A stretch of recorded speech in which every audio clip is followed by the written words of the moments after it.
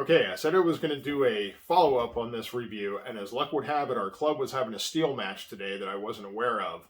And I got an email yesterday saying that they cleared out and sanded down the really icy spots on the lane getting in there. So it's safe to get back in there now. So I'm going to wait till the steel match is over, and even though it's still really cold, I'm going to get out there and run this 22 through its break-in period, see how it functions. Stick around.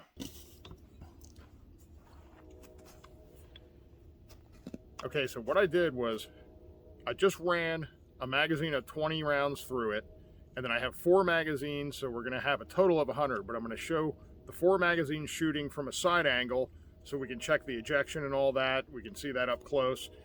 Now, with the exception of light strikes, because I have this light hammer spring in here, we're going to see how well it functions, see if we get any real jams or stovepipes or real bad ejections from it, and see if it makes it through all 80 rounds. Now, I did just run 20 through it, so with the 4 I'm going to show of 20 rounds apiece, that'll be 100 altogether, like they suggest, with a really well-lubed bolt carrier group. I lubed it with Ballistol. So we'll see how many of these we can get through before we start possibly having issues, hopefully not. But let's get to it.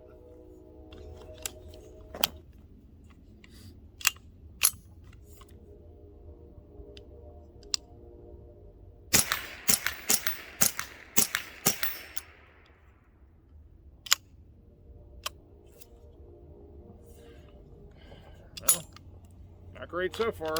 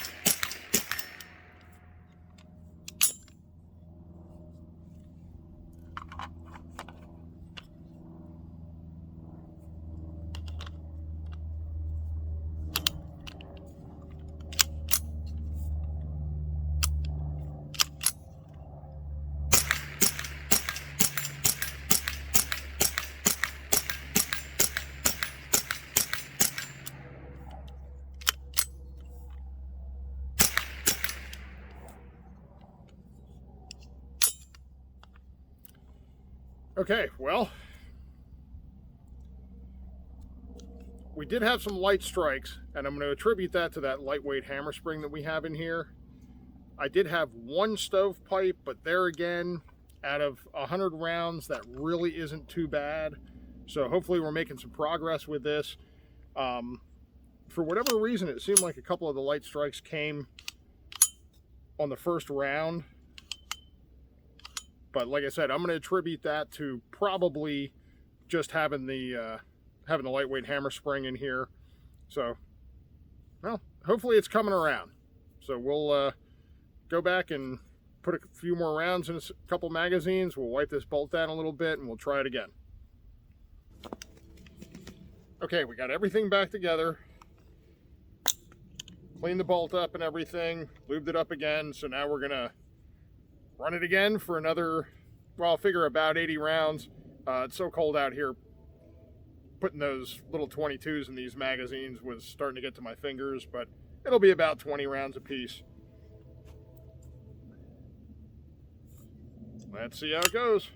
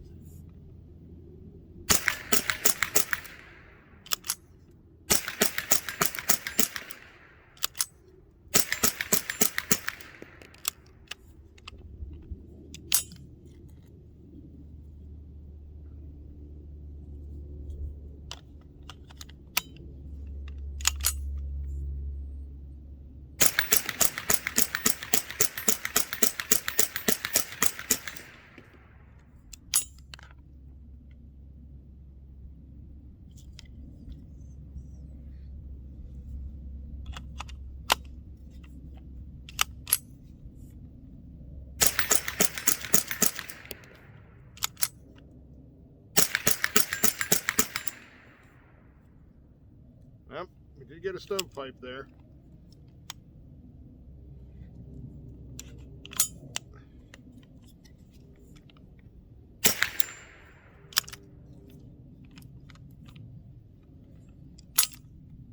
Another one.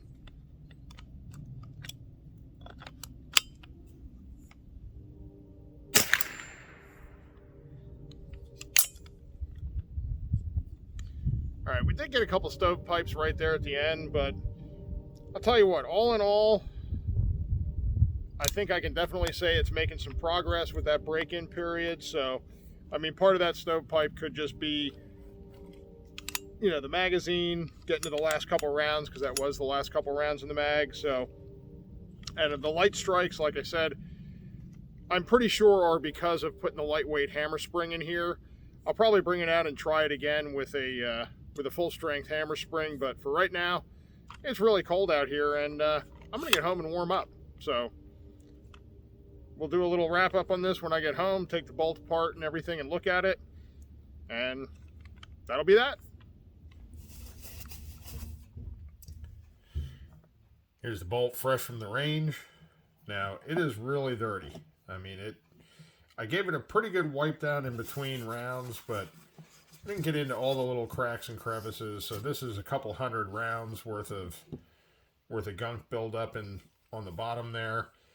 But the rod looks pretty clean. I mean, it seemed to stay pretty decent. So I think really lubing it up and giving it that break-in period helped a lot.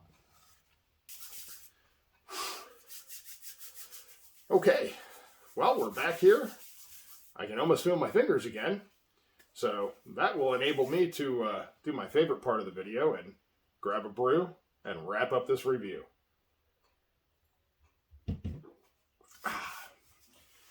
Now, as you saw from the video, I was showing that side shot just because I really wanted to see how the ejection was performing on it, because that was the big problem we were having, was just the shells not clearing and just getting a ton of stovepipes with it.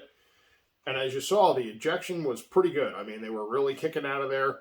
Wasn't super consistent. Some were real high and back. Some were just kind of straight out. But it was ejecting well. Now, I did have a bunch of failure to fires. I attribute a lot of that to that lightweight hammer spring.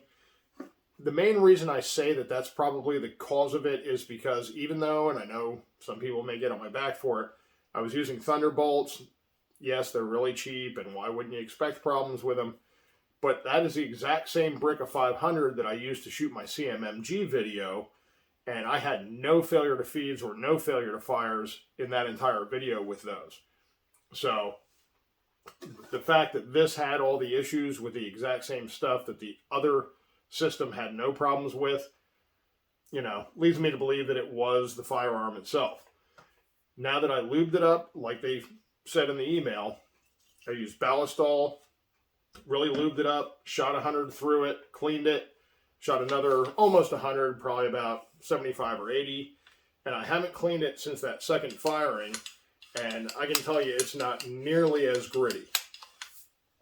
Now, the second time I ran the 100 through it, I just kind of wiped the bolt down and lubed it up sort of as normal, because I had already fired a bunch through it previously. So I did their procedure with lubing it up, putting 100 rounds through it, super lubed.